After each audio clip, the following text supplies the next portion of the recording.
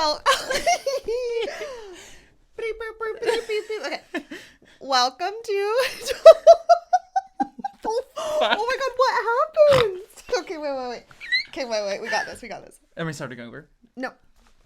Welcome to Don't Take This Personally, A podcast about the business of creativity. We are your hosts, Cami Oliveria And Gabe Conover. Welcome back to another episode. Yeah, you gotta sing. You can't forget. No, I was gonna try to not to, but then I didn't even know how to continue on without it. Yeah, this is so unnatural. I know. I was like, well, how do I start talking without a little sing? Okay, so welcome back. Yes. Quick few little updates, and then we're gonna get right into it. Yes. So first, if you're liking what you're hearing and you're having a good time, leave us a 5-star review and tell us what you're digging. The podcast gods love it. It'll help us out a lot. Please and thank you. It'll make our hearts a little happy too every single time. God, we're obsessed with the validation. We need it, guys. Keep going. And the next thing, we are still hopping on Clubhouse every Tuesday morning at either 10:30 or 11 to talk about the previous week's episode. So hope to see you there. Follow us on Instagram at Don't Take This Personally podcast.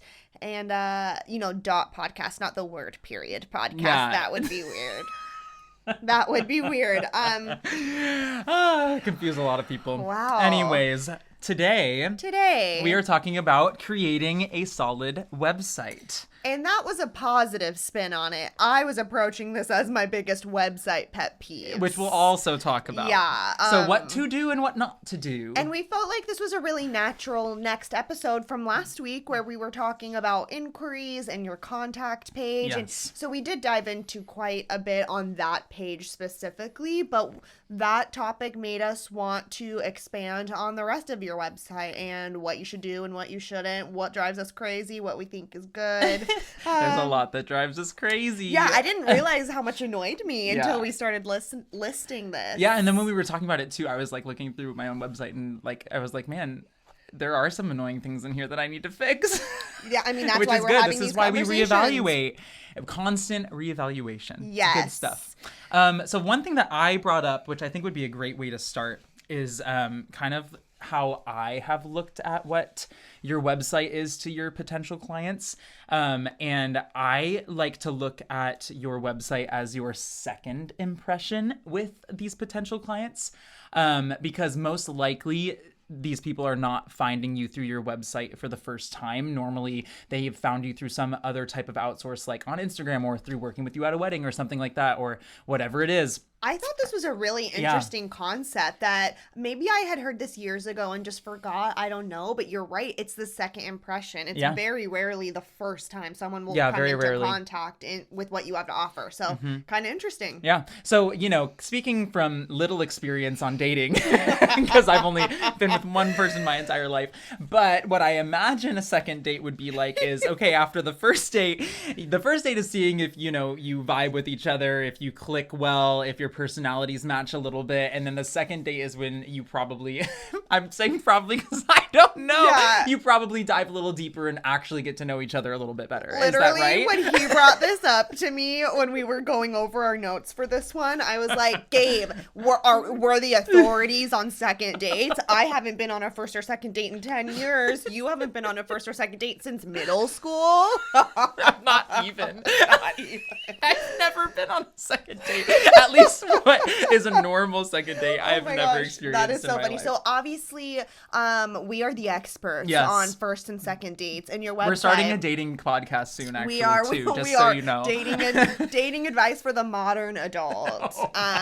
Gen Z dating advice. Yeah. Dating in a pandemic. Yeah, that's going to be our next topic. So yeah, what I'm really trying to say is that your second impression with these people. So what are they trying to figure out? They're trying to find out a little bit more specifics about you, how you work as a photographer in our case, or as, whatever type of business you have, who you are a little bit more, what makes you credible. So they're just trying to validate that their first impression of you was good. You seem like a fun person, someone that they'll connect with. So now they're coming to your website to see, okay, let's dig a little bit deeper. Are we actually a really good fit because of these reasons? Yeah, and that's a good thing to remember, that if they're on your site, you've probably already hooked them a little bit. Yeah. That's interesting.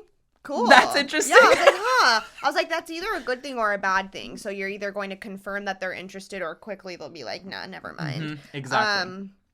So yeah, your website is just your chance to really sell yourself even more, and to honestly, it's just like a giant page to gloat about yourself, which isn't a bad thing either. I have liked thinking of the website as the analogy of like the storefront.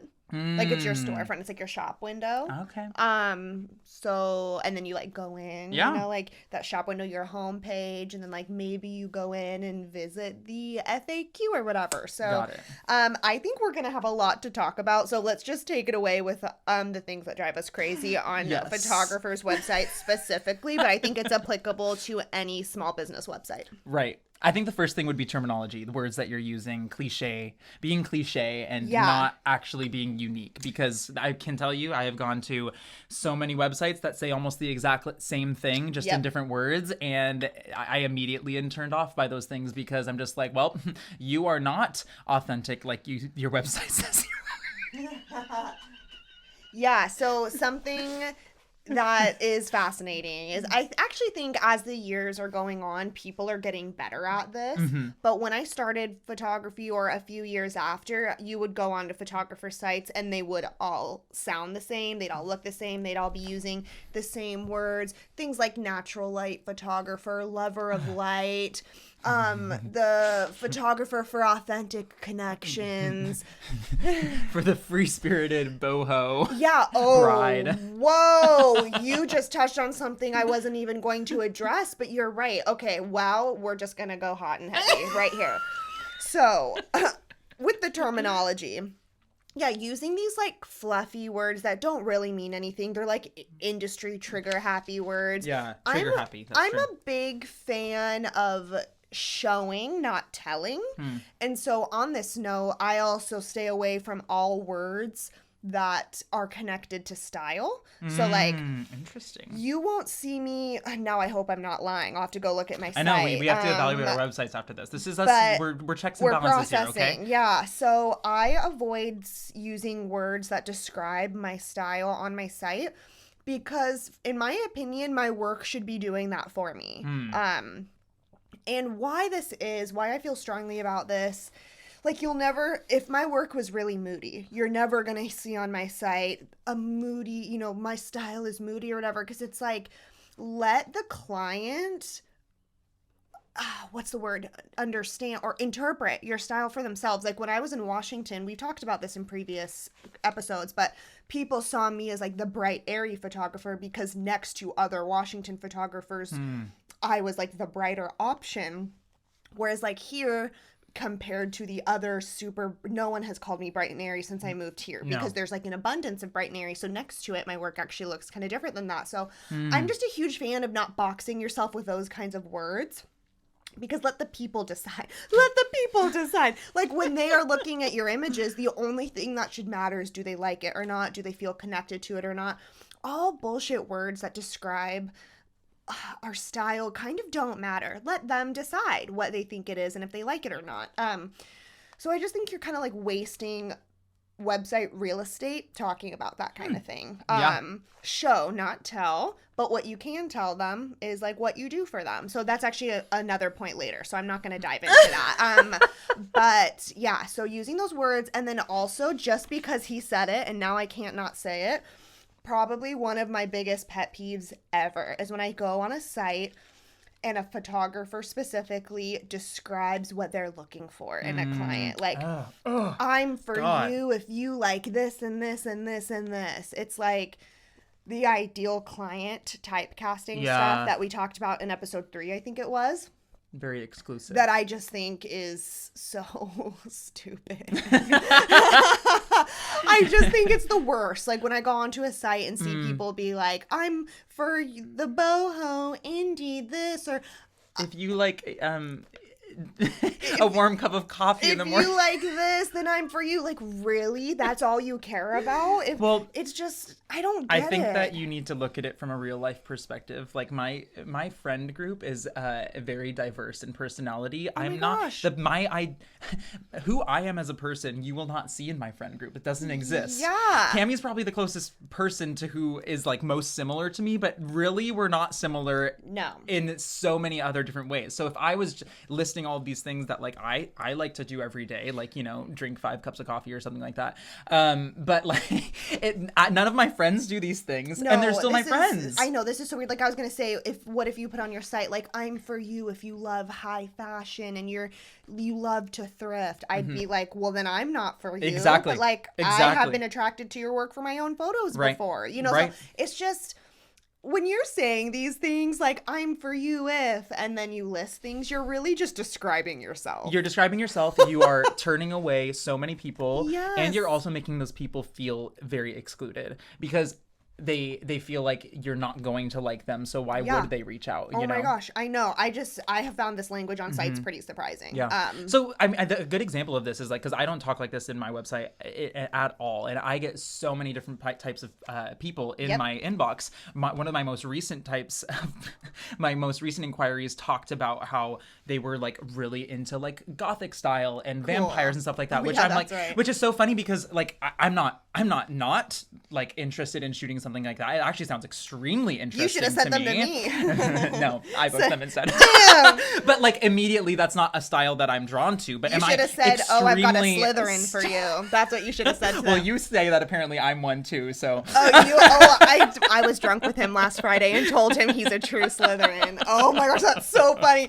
Drunk flashback. Around our fire outside.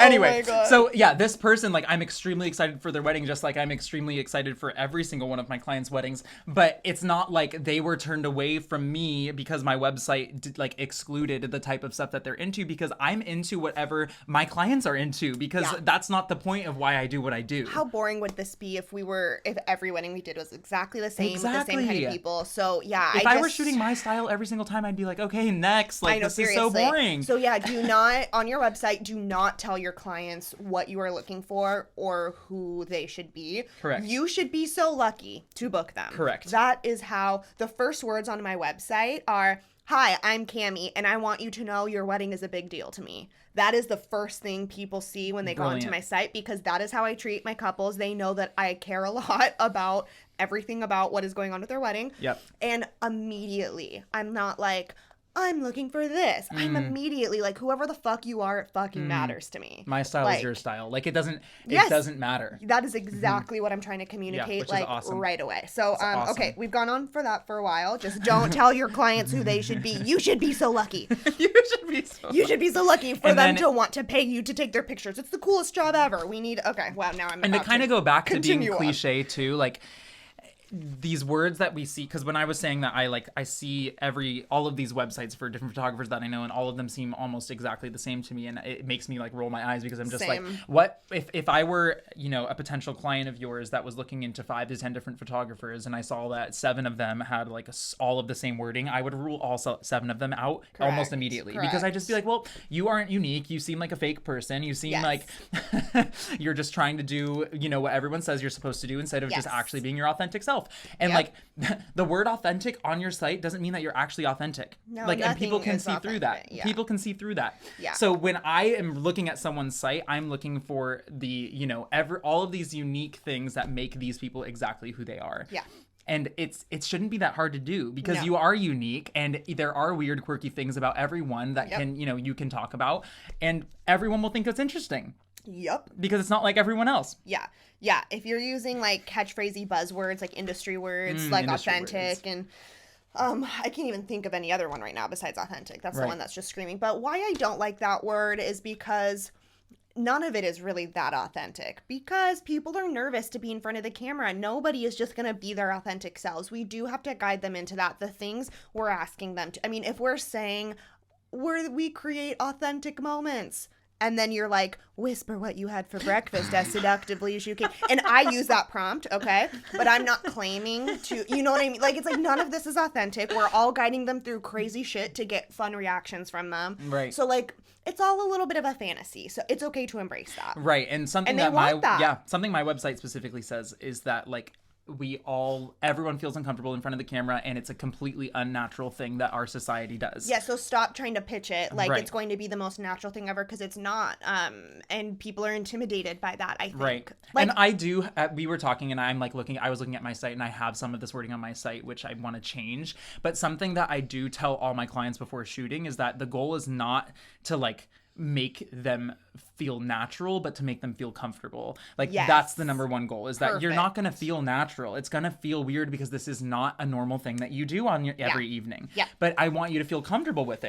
I Yeah. want you to feel comfortable being in this situation. yeah, and then like showing photos as you go along to Yeah. be like, see, look, Yeah. I know this is weird, but it's looking good, and then that only builds trust and Great stuff. little So, side rant.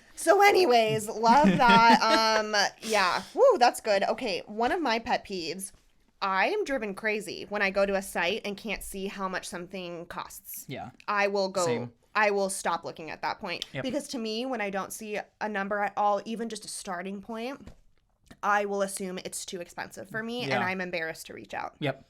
So, Yeah. Turns off a lot of people. yeah, you guys don't do that thing where you're like, inquire for prices. I go to the next site when I see that. Yeah, same. And I did for my own wedding when before I knew much about this at all. And I was like looking at all the different sites. If I had no idea what they would, what the starting price was, I was just not interested. So yeah. You could even go a step further and like give a ballpark of what most your clients pay too. Because I mean, I have a starting rate on my site, and I've even considered, because I know other photographers that have listed, like, this is typically the range that people spend on their photography with me. I've considered even just making my whole pricing page public. Yeah. Like not making that a link people need later, just being like straight up, here's what it costs. I don't know why I'm kind of trying to be like, here's where it starts to kind of get them. And I mean, I know why I do that. It's like you get them in with that like lower number and then communicate value from there. So I get it, but But my pricing guide does communicate value. yeah, same. Yeah. So yeah, interesting. Interesting perspectives. We're all figuring it out here. I know. Guys. So yeah, that's a top pet peeve. On a similar note, quick note, when people don't have a location. Yeah. Like, I need to know where your service is located. I know photographers do this because they want to be like the traveling wedding photographer. I get it. That was a episode from 2 episodes ago. What our thoughts on that? That's fine if that's you, but if I'm someone who's just trying to book an engagement shoot or something, I'm not gonna pay for someone to travel. Yeah. I'm not. Like, I need to know where you're located. Exactly. So it does bug me when there isn't a location. Yeah, that Yeah. makes sense. It makes sense. Even if you are someone that wants to book more traveling work, just saying that you're based in a certain place can help solve that problem. You Correct. can still say you're a traveling photographer. Yes. Like if that's what you're Yes. interested in. But just say traveling photographer based in San Diego. Yeah. I did that for a time, and then I changed my mind because I didn't want to be a traveling I photographer. know, then you're like, why are we doing that? Yeah, when I could that's be a lot home. of work. Okay, so that's that. Do you have a next one?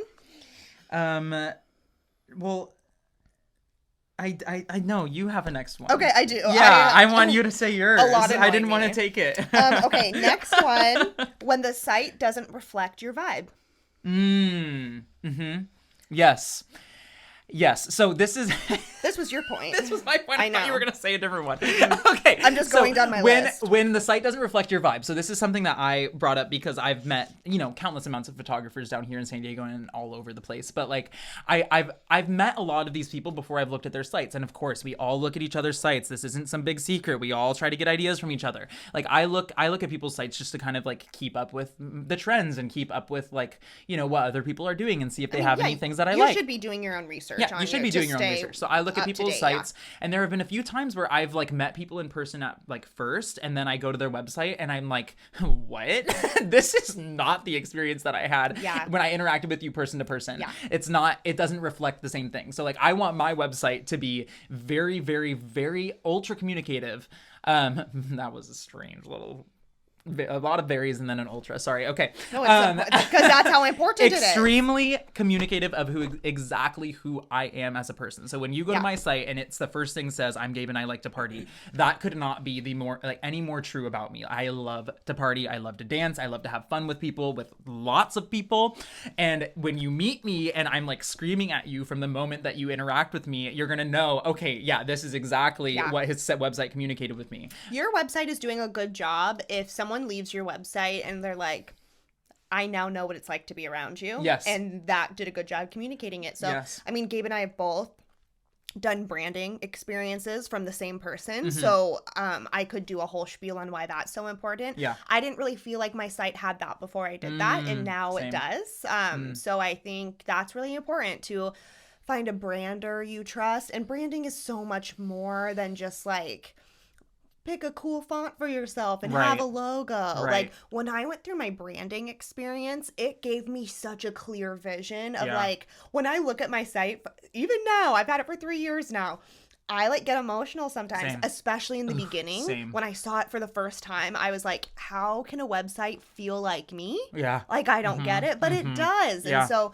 I mean, I'll preach forever that you should put money into branding and not just for a cool logo, but for the big picture of like, this is what it's like to be around you, and I feel it when I'm on your site. Yeah. So no, it's true. So, and then that's why, like, because I'll have calls with people before booking 99% of the time, and so when people are hearing me on the phone too, like my personality reflects my website, or rather, my website reflects my personality, so it's not a surprise. But what would probably end up happening in the situations with people that we're talking about, where it's like, your website is not exactly who you are. Once people actually are interacting with you, there's going to be a disconnect because they're going to be like, wait, this is why I was drawn to you. Why do I not feel that same connection? And it's because you weren't actually communicating an authentic self, like your website said you were authentic. Yep. So that's where it all begins. I love that. Yeah.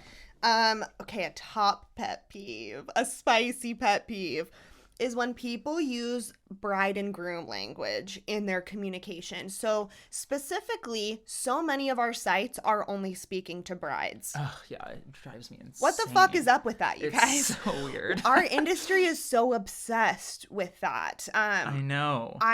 Yes, more brides reach out to me than grooms. But I still get grooms who reach out to me, specifically if the groom is a photographer. Like they're usually the one who will like take it, take that task upon themselves. Yep.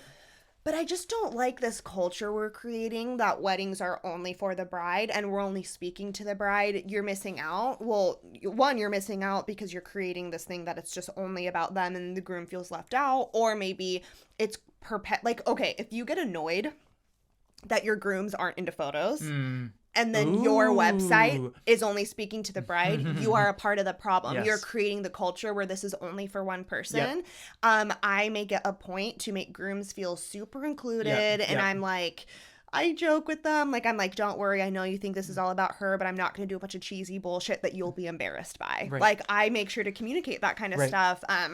And I'm not even addressing the point that not every wedding has a bride and groom. So that's like that's the whole next point, that like, not only are you alienating your grooms and creating a culture where they think they don't matter in the process, but then you're not being inclusive to a lot of people who would want to hire you. Yep. And so this language just needs to come out of our rhetoric around around our industry. It's a shame. When I see that on a website, I get pretty upset.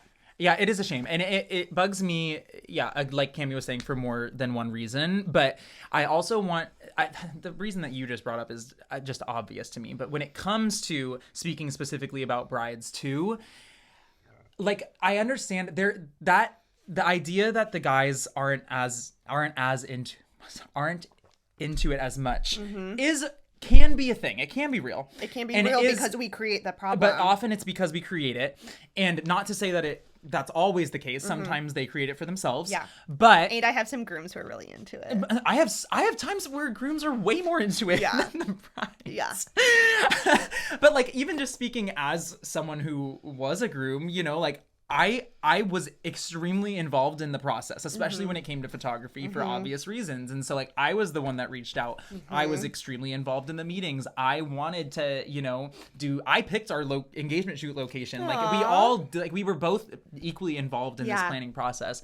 And especially now as culture is evolving and stuff like that, it's just people are more collectively planning these events together, and it's not as much one person. And again, sometimes it is one part of the couple that is planning more of it, and that's on them, whatever. But we are adding to the problem. We are adding when to we it. communicate it in this way. Yeah. And I see even on Instagram and social media, people just talking like specifically to brides, Like only speaking to and their I'm brides. just like, come on, like 2021 brides calendars booking up, like, wow. I don't even need to go on. yeah, like I feel like we've said enough. We've said enough. We've But said so okay, much. on this note though, because I can't believe the timer's gonna go off in a few minutes. Oh no! I know. We have 3 minutes. So, I know. Should So, we do a part 2? do you think we should? I think we should. All right. We have more we want to talk about websites. Yes, So, yes. we will stop here for a moment. Do we have more pet peeves? Because Yeah. okay. Okay, so a lot of this part 1 specifically was about pet peeves. We are also going to talk about how to build a solid website and what should be on it. But that will come in part 2 apparently. I had a feeling that this whole that this was gonna have to be 2 episodes, Yeah, like being you like did. the pet You peeves said one that. episode and then building a good website episode 2. But I just have a few more pet peeve points I want to wrap Okay. up in part 2. Okay, well we'll continue on with part 2 So okay, well we still have 2 minutes. then. You want to bring one up then? Okay. So something that I thought was an interesting point for discussion, or maybe we'll end this with a tease to what we're going to start. So in the I forgot about theory, or I guess in the topic of the language around bride and groom, we also had an interesting conversation about the language around using my couple or my client. Uh-huh. So do you think we should start the next episode with that? Or go into it right now? We have a couple minutes? Yeah, we have 2 minutes. Let's do it here. Okay. So, yeah, I brought this up to Cami because I was just kind of thinking about it. I hear a lot of people say the phrase "my couples," Cami included, and I'm not like annoyed at Cami for using it, but it's always like kind of rubbed me the wrong way because it sounds very possessive. Like, oh, these people are my property. Yeah. They are my clients. You can't like mess with them. Like, no, they're Yeah. not allowed to use any other photographer. They're not allowed to use yada And yada that's yada. how I feel. I know. I'm sensitive and possessive. But okay, so I use this all the time Yeah. in effort to use non-gendered language. So that's where it comes from me. I say like my couples. And then it's also a little bit friendlier than using my client. So I use my couples because when I say my clients, to me that feels too cold and too impersonal for the kind of relationship we end up developing. Right. And No, I agree. I don't want them to feel like they're just clients to me. Like Right. they're my couple, they're my people now. Right.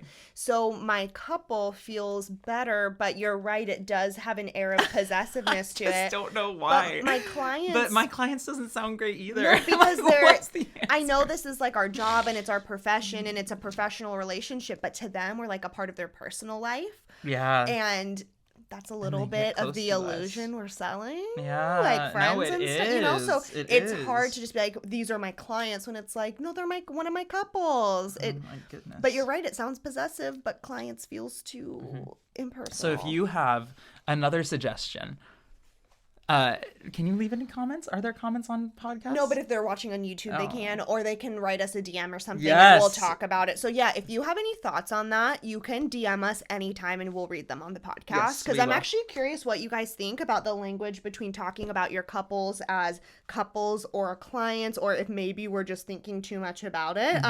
Anyways, this is where we will end today. Perfect timing. Perfect. And by today, I mean we're about to do part 2 right now. Thank you for listening once again. Yes. Okay, so part 2 to building a great website coming at you Very soon. Yes. Within yes. the day. Okay, bye. Okay, bye.